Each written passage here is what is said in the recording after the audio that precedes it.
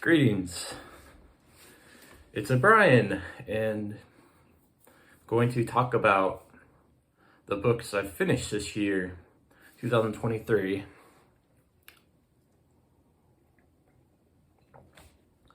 And there are not too many. I'm just going to make a few statements about each of them.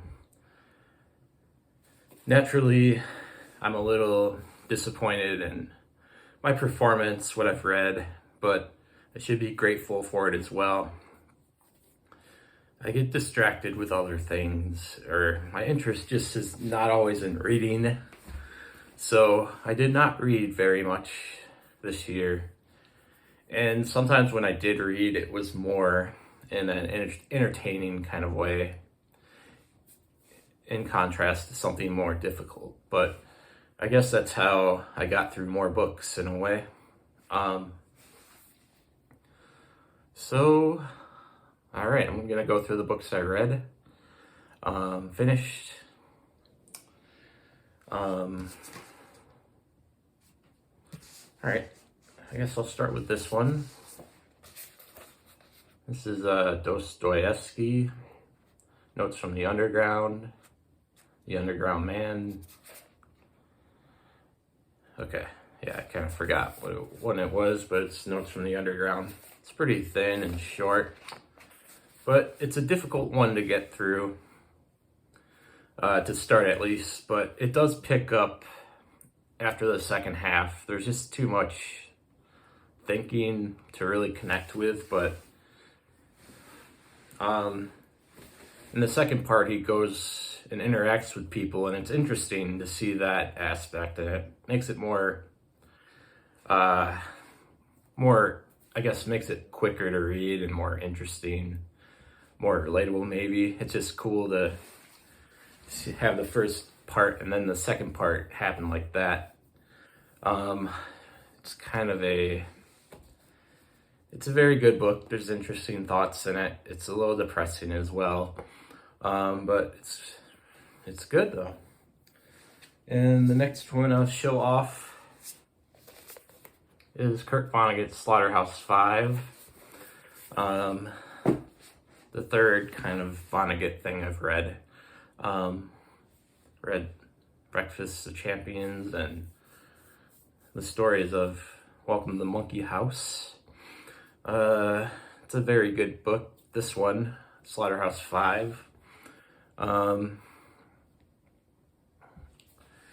Set during World War II, a nice fish out of water story, with somebody experiencing the war that really doesn't belong there.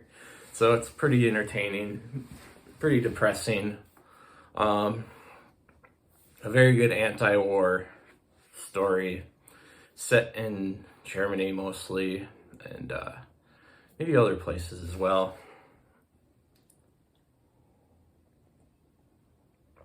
It ends with a firebombing, which is a pretty devastating thing to have experienced, apparently. And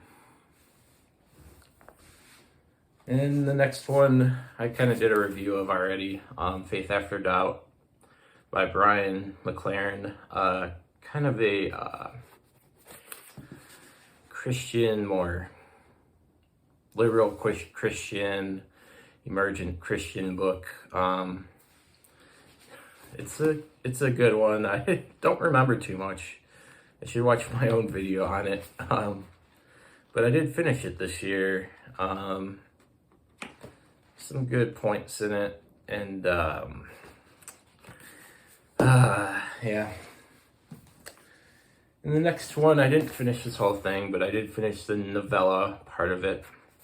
Carson McKellar's, I did finish The Ballad of the Sad Cafe.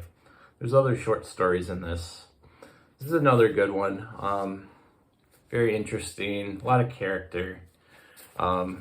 Pretty funny, but it's depressing as well at the end, and but maybe true in certain ways. Set in the South, written by a woman. From the mid 20th century-ish. Check it out. The next two that I have are young adult books, novels that I actually finished. They're actually kind of long too, but these were nice to read in bed and just kind of read them, let it without too much effort. This one I got The Counselors. This was nice to read in the summer. It's about a young teenager,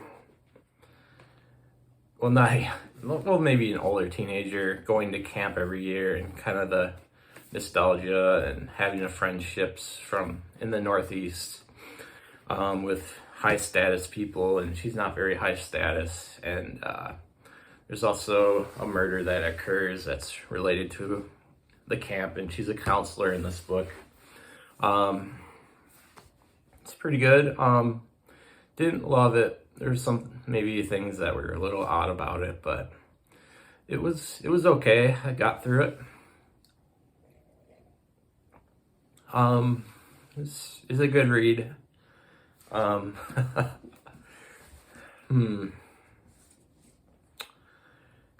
the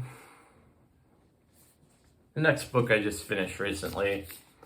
This is The Alchemy of Moonlight. This is actually another young adult-ish book.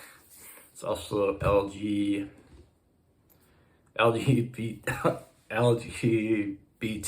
Oh man, I don't know. I always mix up the letters. I like this one actually. I actually wanted to read this because there's like a meet and greet with the author at the bookstore, the chain bookstore, and I didn't actually go to that, but I wanted to. But I bought the book and I actually finished it, so that's a plus. There's a lot to say about it. It's interesting in certain ways. There's some things that I don't like. I need to adjust to, like certain characters in the book, but it's good to read books from different perspectives, and it doesn't quite. I kept thinking it would be like a Twilight but it took it in a different direction. It didn't. I don't know. It's interesting, but don't quite agree with it.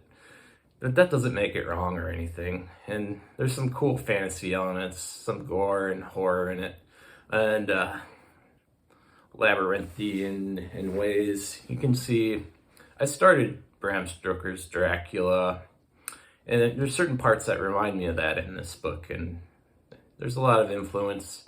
There's a lot of light European kind of flavor that you can relate to, as it's set in France and Italy, so that's pretty cool, interesting, simple enough for young adults to get into as well, so I liked it, but yeah, there's, like the other book, is just like, I don't know, but it was good. The last two I actually got in Belgium when I visited. I got 2 Tintin books, and I actually finished them this year. They're pretty easy reads. They're graphic novel comics. I got Tintin in the Congo, and I got this Tintin and the Lake of Sharks, which is based off a movie. The movie came out first, and this was just kind of a novelization of it, which is kind of funny.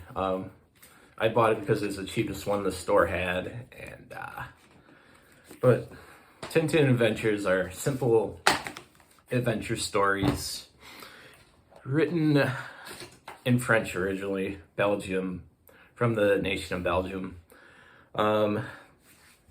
This one is troubling because it's one of the earliest ones, and it doesn't quite age well, but there's still a lot of value in it. There's interest in it, to me at least. Sometimes you're like, I don't know. Tintin's being worshipped. This is kind of interesting, but at the same time, there's, well, okay. Colonialism aspects are still in there. But I don't think it's totally wrong either. I still think there's value in it, but I think there's a means to it. I don't think it's absolutely bad, but some of the depictions are a little too cartoony on the nose, but and I finished The Lake of Sharks as well. It's actually set in a fictitious Eastern European country, and there's a little bit of silly Eastern European stereotypes in that as well, but I don't know. It was still pretty good. I mean, like, there's always some kind of weird action happening. It happens so fast, but since it's an adventure story about the action, it's kind of okay. It's not quite my style, but I wanted to see what Tintin was all about. And I will read more for sure. And I did buy a couple more, but I haven't finished them yet. But yeah, and you just kind of got like the style of the character and the dog, Snowy and Tintin. Very cute, cartoony. He's a reporter, and he gets into a lot of adventures and conspiracies and tough situations. Sometimes, like I said, it just goes too fast to naturally develop, but I guess it's just about all this action and stuff going on all the time. I look forward to watching this as well, the Tintin Spielberg movie. And with that, these are the books I read this year. Not sure. Hopefully I focus more on reading and other life things than I have instead of podcasts or other interests. I hope to get into more classics again, develop the interest, and help to get into classics. With that, thank you for watching. Read a book. Plant a tree. Cheers.